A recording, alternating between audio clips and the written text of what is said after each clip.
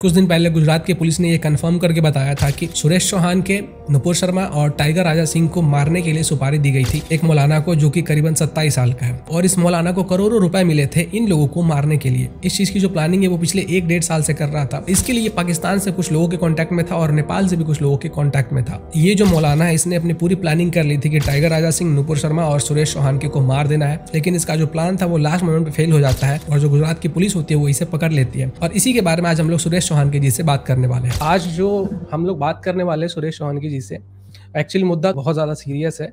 मुद्दा इतना सीरियस है कि जान की जोखिम तक आ चुकी है। वैसे तो पहले भी आ चुकी है, बट आज वाला जो मुद्दा है वो ज़्यादा सीरियस है। सुरेश चौहान जी, आपका बहुत बहुत स्वागत है हमारे चैनल के ऊपर। जय श्री राम। जय श्री राम। तो राम जी का नाम लेके हम लोग आगे बढ़ते हैं और सबसे पहला क्वेश्चन तो मेरा यही होगा सुरेश चौहान जी से कि बार बार आपकी को टारगेट क्यों किया जाता है? मतलब इतने सारे कुछ तो आप ऐसा कर रहे हैं जो इनके आंखों में छुप रहा है। केवल आंखों में नहीं, दिल में छुप रहा है। क्योंकि इनका जो भाईचारे का भांग लोगों को इन्होंने पिलाकर जो लोगों को सुला दिया था और इनके पापों को लोग नहीं देखते थे, नजरअंदाज होते थे। लोगों को लगता नहीं था कि ये जो भाईचारे में शांति दूत दिख रहे, ये वास्तवता हिंदुओं का कत्लेआम करके जहां मिलेंगे, खाने में, बिरयानी में, जहां मिलेंगे वहां पर हिंदुओं के खात्मे का प्लान है। ये सुदर्शन ने एक्सपोज किया। और थुक जिहाद हो, यूपीएससी जिहाद हो, या लेटेस्ट अभी जंगल जिहाद हो, ऐसे कई मुद्दे हमने लाए हुए मुद्दे इतने रिसर्च बेस्ड थे कि बाकी लोगों को उसको फॉलो करना पड़ा। और सुदर्शन को 20 वर्षों में इन्होंने रोकने के अनंत प्रयास किए, नहीं रोक पाए, इसलिए अब हत्या के रास्ते पर उतर आए हैं। इसके पहले मेरे ऊपर 1828 केसेस चल रही है। ऐसा कोई विभाग नहीं है जहां पर इन लोगों ने मेरे ऊपर कोई ना कोई मुकदमा न किया हो। लेकिन उससे भी हम रुके नहीं। सुदर्शन का फाइनेंशियल बाइकआउट किया, हमारे विज्ञापन दाताओं को धमकाया। अमूल जैसे ब्रांड ने जब सुदर्शन पे ऐड चालू किया तो बाइकआउट अमूल चलाया। आज भी उस हैशटैग पर बहुत कंटेंट अवेलेबल है।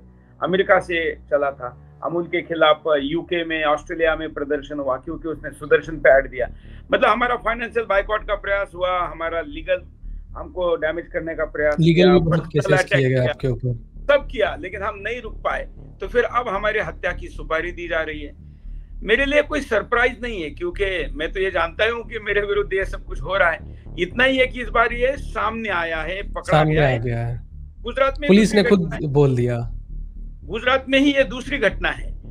पिछले दिनों वहां किशन धारवाड़ करके एक हिंदुवादी कार्यकर्ता की हत्या हुई। उस समय भी आपको मिले थे बहुत सारे धमकियां। हाँ, तो उस समय जो आतंकवादी पकड़ा गया उसने तो मेरे नोएडा के घर की, महाराष्ट्र के घर की, ऑफिस की, मेरी गाड़ी की इतनी रेकी की हुई थी कि बस ट्रिगर दबाना बाकी था। इस बार भी ऐसा ही है। तो ये तो पकड़ा गया इसलिए संख्या 2 हो गई है, लेकिन मेरे ऊपर तो 17 साल का मैं जब था, स्टूडेंट लीडर था और एबीवीपी का काम करता था, उस समय सिमी ने पहली बार मेरे ऊपर अटैक का प्रयास किया था जब मैं 17 साल का था। तो मेरी लड़ाई तो लंबी है और ये हिंदू राष्ट्र बनने तक जारी रहेगी। अभी जैसा कि आपने बताया कि आपके ऊपर पहले भी अटैक हो चुका है, तो मैं तो खुद बिहार से आता हूँ। तो बिहार में भी कुछ रिपोर्टर्स थे सुदर्शन न्यूज के जिन्होंने एक कुछ बॉम्ब ब्लास्ट के ऊपर किया था। हाँ, उनकी हत्या कर दी गई थी। यस। तो आज मैं केवल सुरेश चौहान के निशाने पे नहीं है, ऐसा काम करने वाले सभी निशाने पर है। और सुदर्शन के 10 से ज्यादा रिपोर्टरों को देश भर में सुरक्षा लेनी पड़ रही है। खास करके जो बिहार की आप घटना बता रहे हैं, मस्जिद में बम धमाका हुआ, उसको गैस सिलेंडर का ब्लास्ट कहा गया। मुसलमान के घर में बम धमाका हुआ, उसको पटाखे का बिजनेस उसका ये कहा गया।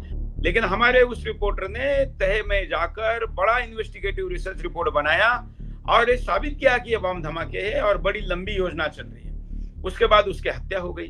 हमारे अभी भीड़ में एक रिपोर्टर के ऊपर भीड़ में बस में चढ़ते हुए हमला कर दिया क्योंकि उसके पीठ पर सुदर्शन का बैग लगा हुआ था। ऐसी कई घटनाएं हो रही है, लेकिन हम ना रुकेंगे ना डरेंगे।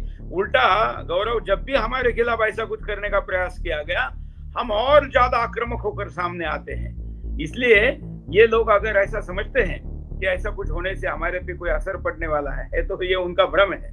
हम और ज्यादा ताकत के साथ लौटेंगे और आगे बढ़ेंगे, टकरेंगे और मिट जाएंगे या मिटा देंगे। इससे कम कुछ मंजूर नहीं है। और इस बार मिटना नहीं है, मिटाना है। जैसे अभी तो ये तो सिर्फ इंडिया की बात हो गई।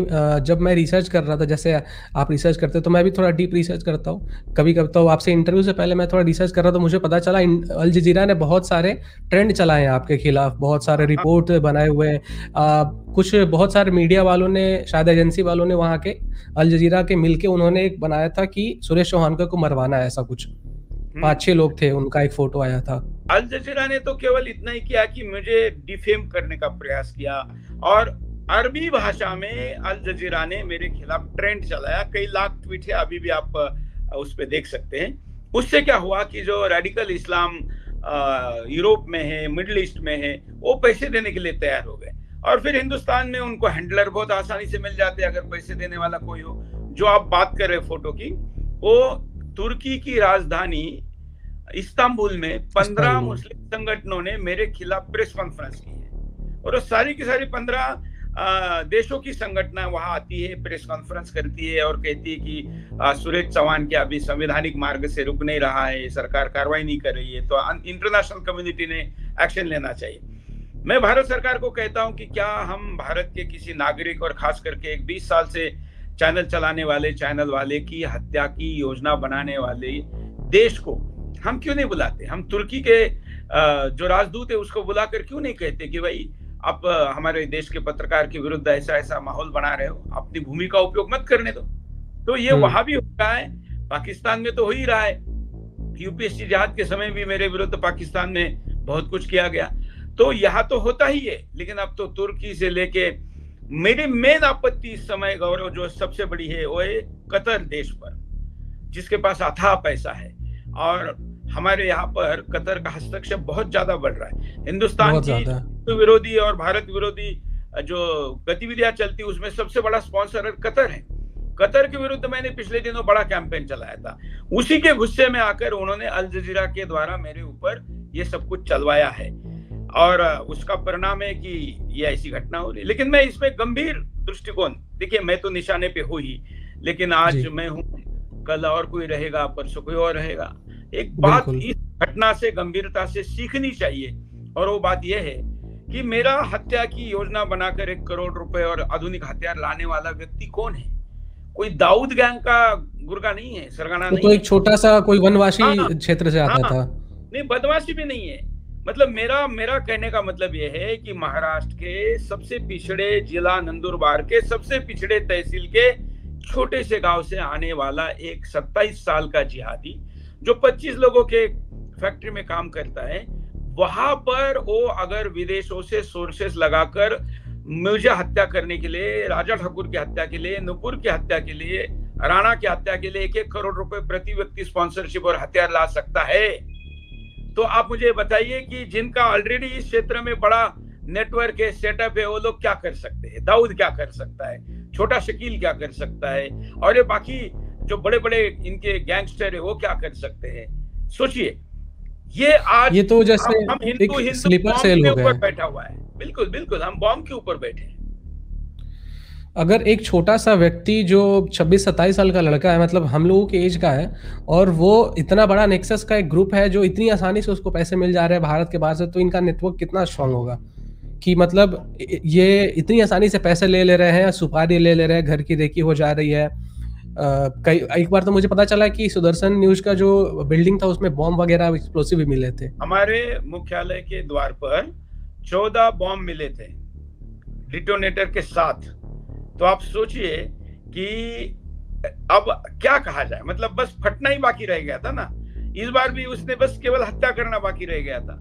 मतलब ये लोग हमारे एकदम फाइनल स्टेज तक पहुंच रहे हैं भगवान की कृपा से, और तमाम हिंदुओं के प्रार्थना से अब तक कुछ हुआ नहीं है, लेकिन इनका प्रयास तो जारी है। हमारे ऊपर राजस्थान में गाड़ी, मेरे काफिले पर मुसलमान बस ड्राइवर ने गाड़ी चलाई, 3-4 गाड़ियों को धक्का लगा, क्योंकि मेरे आगे पीछे गाड़ियां चल रही थी, तो मेरे गाड़ी तक तो नहीं आ पाया हो, लेकिन मेरे पीछे 10 गाड़ियां जो थी उन पर गाड़ी चढ़ाई। जब ध्यान में आ गया कि वो 3-4 गाड़ियों में डैमेज हुआ है, मेरे तक नहीं पहुंचा, उसने गाड़ी और स्पीड से लेके उसी काफिले पर, वही गाड़ी उसी रास्ते पर तुरंत कुछ सेकंडों के अंदर फिर चढ़ा दी। फिर 8-10 गाड़ियों का नुकसान हुआ। फिर उसने तीसरी बार चढ़ाई, तब जो मेरे सिक्योरिटी में जो पुलिस वाले थे उन्होंने पीछे जाकर गन गाड़ी की तरफ तान दी, तो वो रुक गया। सोचिए, मतलब अगर मेरी अकेले की गाड़ी अगर चलती है तो फिर क्या हो सकता है। ये तो मैं सुरक्षा के साथ या अपने जो कार्यकर्ता होते हैं जहां पर भी जाते हैं उनके साथ चलते हैं, इसलिए अब तक नहीं निशाने पर आ पाए, लेकिन प्रयास तो जारी है। बिल्कुल। जैसे आपके जो ऊपर जो ये जो अटैक वगैरह हो रहे हैं और ये जो मतलब आपको मारने की धमकी दी जा रही है, कोशिश तो चल ही रही है लगातार से। तो मुझे लगता है कि आप उनके खिलाफ बोलते हो, इससे ज़्यादा उनको इस बात से तकलीफ होती है कि आप हिंदुओं के साथ बोलते हो। क्योंकि जो छोटा-छोटा मैटर होता है, बहुत सारा जो कोई न्यूज़ कवर नहीं करता है, वो सुदर्शन न्यूज़ के जो रिपोर्टर्स होते हैं वो कवर करते हैं। जैसे रोहिंग्या का मामला हो गया, दिल्ली में जो चीज़ें चल रही थी, दंगा हो गया, तो ये सब बहुत सारे न्यूज़ वाले कवर नहीं करते, आप करते हो। शायद इसी कारण से वो आप ही के पीछे पड़े रहते हैं। देखिए, बाकी न्यूज़ वाले उसको न्यूज़ की तरह देखते हैं और इसलिए यहाँ से ऊपर बोलते हैं। और इसलिए जब मेरे ऊपर इतना बड़ा मेरे हत्या का प्रयास पकड़ा गया तो कोई न्यूज़ चैनल वाला मेरा नाम नहीं ले रहा है। मतलब कितनी जलन, कितना उन लोगों क्लिप को भी काट-काट कर दिखा रहे हैं वो लोग। हाँ, मतलब वो क्लिप काट के हत्या में 4 लोगों के ऊपर प्रयास हुआ, 3 नाम ले रहे हैं, लेकिन सुरेश चौहान के नाम नहीं दिखा रहे। तो अपने आप को राष्ट्रवादी कहने वाले पत्रकारों को ये वीडियो देखने वालों ने पूछना चाहिए कि सुरेश चौहान के ने तुम्हारा क्या बिगाड़ा है। अरे मैं तो उनके साथ खड़ा हुआ हूँ, जब भी ये चैनल वाले मुसीबत में आए मैं उनके साथ खड़ा रहा, व्यक्तिगत जीवन में भी खड़ा रहा, किसी की निजी समस्या में। मैं नाम नहीं लेना चाहता क्योंकि मैं उसलिए नहीं खड़ा हुआ था, लेकिन आज मेरे ऊपर चलो एफआईआर हुए तब नहीं खड़े हुए, मेरे बाकी चीजों में नहीं खड़े हुए, लेकिन मेरे हत्या के प्रयास में आदमी पकड़ा गया है, न्यूज तो दिखाओ, लेकिन मेरा नाम नहीं ले। ये इसलिए हो रहा है क्योंकि देखिए बाकी लोग तो यहाँ से बोलते हैं और सुदर्शन टीम सुदर्शन हृदय से बोलती है। हमारे अंदर जो धधकता ज्वालामुखी है ना, हम उसको फोड़ देते हैं क्योंकि हम देख रहे दिल्ली हिंदू विहीन हो रही है। दिल्ली के मिनी पाकिस्तान में घुसकर हमारे ही रिपोर्टर रोज आपके सामने कुछ ना कुछ कराते। हमसे तो पुलिस भी नाराज है, सरकारें भी नाराज है, क्योंकि हम बहुत ज्यादा डिटेल दिखाते हैं और बाकी मीडिया वालों को लगता है कि अरे इनके रिपोर्टर तो जान हथेली पर लेकर जाते हैं, हमारे नहीं जा पाते हैं। क्या बोले अब मैं उस पे मैं थोड़ा जलन की भावना भी आ जाती है कहीं ना कहीं कि कहीं ये चैनल आगे ना निकल जाए, लोगों के सामने ज्यादा इनके सपोर्ट में ना आ जाए। हम टीआरपी के लिए काम ही नहीं करते, ना हम मुनाफे के लिए काम करते। हम तो 20 वर्षों में सैकड़ों करोड़ के लॉस के बाद भी जिस तेवर में है, हमने एक डिग्री भी कम नहीं किया, कभी भी नहीं किया। आप देख रहे हैं कि अभी कुछ लोग बदल रहे हैं, वर्तमान राजनीति, बहुत सारे लोग जी। हम नहीं बदले, ना बदलेंगे, मरेंगे मिटेंगे, लेकिन कभी पीछे नहीं हटेंगे, सीना तान कर। तो जैसे मेरा एक प्रश्न होगा यहाँ पे कि जैसे आपको क्या लगता है कि हिंदुओं के कमजोर होने का क्या रीजन है? क्योंकि हम देख रहे हैं कि अगर एक न्यूज़ चैनल का जो एंकर है, जो न्यूज़ चैनल का ओनर है, जो इतनी बात उठा रहा है, उसे मारने की धमकी आ रही है। मारने की तो पूरी कोशिश ही हो ही गई थी ऑलमोस्ट, लेकिन फिर भी लोग बात नहीं कर रहे हैं, उनके साथ खड़े नहीं हो रहे। तो अब क्या, अब जब लाशें गिर जाएंगी तब आप फिर वही कन्हैयालाल वाली बात हो जाएगी कि जब लाशें गिर जाएंगी तब आएंगे? या मेरा नाम तो ये तब भी नहीं लेंगे अगर ऐसा ना हो, लेकिन किसी स्थिति में ये तो फिर भी नहीं लेंगे। ये मुझे अब तो स्पष्टता हो गई है कि जिन लोगों को एक्सटॉर्शन के केस में भी हमने उनका साथ दिया, जिन लोगों को बैंक जैसे मैटर में भी हमने साथ दिया, जिन लोगों को सरकारों ने दबाया हमने उसमें साथ दिया, अब तो ये हमारा कभी साथ नहीं देंगे। और हिंदुओं की कमजोरी का सबसे बड़ा कारण अगर कोई है तो यही है, बस एक दूसरे की जलन, एक दूसरे का साथ न देना, बस अपने व्यक्तिगत तक सीमित रहना। गौरव, आप किसी भी गौरक्षक को पूछो देश भर के, हम जानते भी नहीं उन लोगों को, लेकिन अगर हमको पता भी चल जाए बाहर से भी, किसी व्हाट्सएप ग्रुप से भी कि फलानी जगह पर गौरक्षक समस्या में, हमारी टीम वहां पर पहुंच जाती है। अब एक महाराष्ट्र में मराठी में वीडियो बहुत वायरल हो रहा है, एक महाराज जी का, बड़े युवा महाराज कीर्तनकार है, उनके कीर्तन में पुलिस पहुंच गई, 10 बजने को आए थे, किसी ने मुद्दा नहीं उठाया, सुदर्शन ने मुद्दा उठाया और इतना उठाया कि वो उनके ऊपर कार्रवाई हो गई। तो ऐसे में अगर हम गंभीरता के साथ ये मुद्दे उठाते हैं तो बाकी लोगों को पता नहीं क्यों इतनी इसमें जलन होती है। जहाँ तक जैसे कि मुझे लग रहा है ना कि आप वहाँ उनको उस बात से खतरा है, जिन लोगों ने आपके ऊपर हत्या की जो कोशिश कर रहे हैं लगातार, उनको अब ये समझ में आ चुका है कि ये सुरेश चौहान के तो रुकने वाला नहीं है। इसको रुकने का सिर्फ एक ही ऑप्शन है हमारे पास कि खत्म कर दो, और कोई ऑप्शन नहीं है। और आप वहीं पे हिट कर रहे हो उनको जहां पे उनको तकलीफ हो रहा है। तो यही रीजन है कि वो नहा धो के आपके पीछे पड़ गए हैं, और जो बाकी के न्यूज वाले हैं उनको पता है कि अगर वो आपके फिर सपोर्ट में आएंगे उनको कहीं ना कहीं कुछ ना कुछ प्रॉब्लम। अगर आप हमारा लिटरेचर देखें तो हम कहते हैं कि हम सुदर्शन को चैनल नहीं देश नंबर 1 बनाना है। हम कहते हैं कि हमारे साथ चलो, हम आपके पीछे चलने को तैयार है, हम मदद करने को तैयार है। आज भी कई चैनलों के एंकर हमको रिसर्च मांगते हैं। हम अकेला न्यूज चैनल है, वो किसी कॉपीराइट के बगैर किसी भी चैनल को, किसी भी यूट्यूबर को जो चाहे वो रिसर्च पूरा देता है। हमने एक पूरा नॉलेज सेंटर अभी यहाँ पर खड़ा कर रहे हैं, वो सुदर्शन के लिए नहीं कर रहे हैं, हिंदुस्तान के मेजर थिंक टैंक को लेकर हम एक नॉलेज सेंटर खड़ा कर रहे हैं, और 72 विषयों पर उस पर रिसर्च हम किसी को भी, जो भी राष्ट्रवादी इसका सदुपयोग करना चाहता है, उसको हम देने जा रहे हैं, और पहले से छोटे पैमाने पर तो कर ही रहे हैं। ये सब होते हुए, और यही दुख है ना, देखिए अभी मैंने जंगल जिहाद लाया, सभी लोग ये दिखा रहे हैं कि उत्तराखंड में जंगलों में आग लगी है, लेकिन कोई वो एंगल नहीं देख पा रहा है, लेकिन कोई नहीं दिया। हमने ना केवल एंगल दिया, हमने इनके लिटरेचर को लाया, हमने बोको हराम के, ISI के जंगलों को, पेड़ों को जलाने के वीडियो, उनके अपील ये लाया। हमने कटमुल्लों के ऐसे ऐसे अपील लाए कि जिनको हरियाली से नुकसान है या उनको उसका चीड़ है, और हम आपके सामने गिरफ्तार लोगों के नाम भी लेकर आए, और उसके अंदर जो अधिकारी है जिहादी जो उनको बचा रहे हैं वो भी लाए। हिंदुस्तान का नुकसान जहां करना संभव है ये सब जगह पर करेंगे, और कर रहे हैं। और इनको पैसे देने वाले कौन है? फार्मा लॉबी के लोग भी है, जंगल जलाने के पीछे। देखिए यही महीना होता है जिसमें आयुर्वेद की जड़ी बूटियां सबसे ज्यादा उपलब्ध होती है, और इसी दिनों में आयुर्वेद के जंगलों को जलाया जा रहा है, और वो जंगल जलाकर जो पेड़ जल जाते हैं, जगह खाली हो जाती है, वहां पर मजारें आती है, वहां पर फिर हिंदू का पूरे इकोसिस्टम जो उसका फाइनेंशियल डिपेंड होता है जंगलों पर, वहां से पलायन कर जाता है, फिर उस जगह पर जिहादी आकर रहते हैं। पूरे उत्तराखंड का डेमोग्राफी बदल गया है।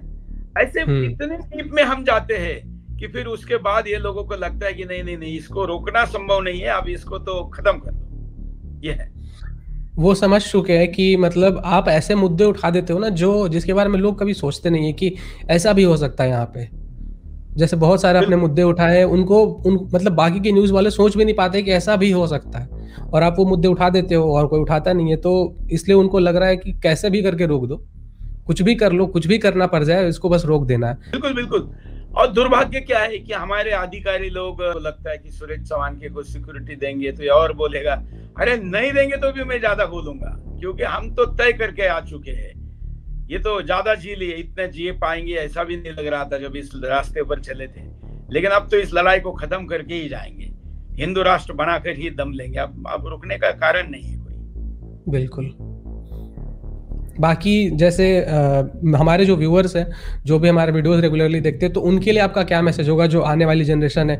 हम तो मतलब अगर मैं अपनी बात आपको बताऊं तो मैं तो आपसे आधे से भी कम उम्र का होऊंगा। अभी बहुत कुछ सीखना है, लाइफ में आगे बढ़ना है, बहुत चीज़ों को सीखना है, और हमारे जो व्यूअर्स है वो भी करीब मेरे ही एज के होते हैं। देखिए वैसे तो हमारी ही पीढ़ी ने जिहाद की समस्या को हिंदुस्तान से खत्म करके जाना चाहिए, लेकिन ये एक रिले बैटन है। जो ओलंपिक में दौड़ होती है ना, कि एक खिलाड़ी दौड़ता है और बैटन अगले खिलाड़ी के हाथ में देता है, वो अगले खिलाड़ी के देता है, और फिर वो दौड़ पूरी होती है, फिर वो टीम जीतती है। ये एक रिले बैटन है, समाज को जगाना, समाज को आगे लाना, लड़ाई के लिए तैयार रखना और जीतना। आप लोग इस रिले बैटन में जो बैटन हाथ में ले रहे हैं, इसके लिए पहले तो मैं आपका धन्यवाद व्यक्त करता हूँ। इसलिए हमें काम करना जरूरी है। मोदी जी 400 सीटों पर भी आ जाए तो भी काम नहीं होगा, ध्यान रखना। केवल राजनीतिक बदलाव पर्याप्त नहीं है, ये मैं मोदी जी आए तब से 14 से कह रहा हूँ। मैं कहता हूँ कि सामाजिक बदलाव जरूरी है। राजनीतिक बदलाव आपको पोषक वातावरण दे सकता है, लेकिन काम आपको ही करना पड़ेगा। इसलिए आपके दर्शकों को मैं अपील करता हूँ, पहले तो हमारे लिए प्रार्थना करिए कि हम भगवान को जहाँ पर भी आप, जो भी आपका आराध्य है, और दूसरा गौरव जैसे लोग और ऐसे युवा जो राष्ट्रवाद की बात करते हैं उनका साथ दीजिए। अगर साथ नहीं दे सकते खुल के तो पर्दे के पीछे से दीजिए। और अंतिम प्रार्थना ये है कि अगर आप पर्दे के पीछे से भी साथ नहीं दे सकते तो कम से कम विरोध मत करिए जी। उस हिंदू को जो लड़ाई लड़ रहा है उसको लड़ने दीजिए, यह अपील मैं करता हूँ जी। बहुत बहुत धन्यवाद सुरेश जी, और मैं भी यही कामना करूंगा कि जैसे भी आप हो सुरक्षित रहें, किसी भी तरीके से आपको कोई खरोच तक ना आए। बस हनुमान जी आपके साथ है, राम जी आपके साथ है, और बिल्कुल बिल्कुल जैसे हम लोगों की रक्षा कर रहे हैं, हमारे देश की रक्षा कर रहे हो, वैसे आपकी भी रक्षा करें। बहुत बहुत बिल्कुल। धन्यवाद सुरेश जी। धन्यवाद, नमस्कार।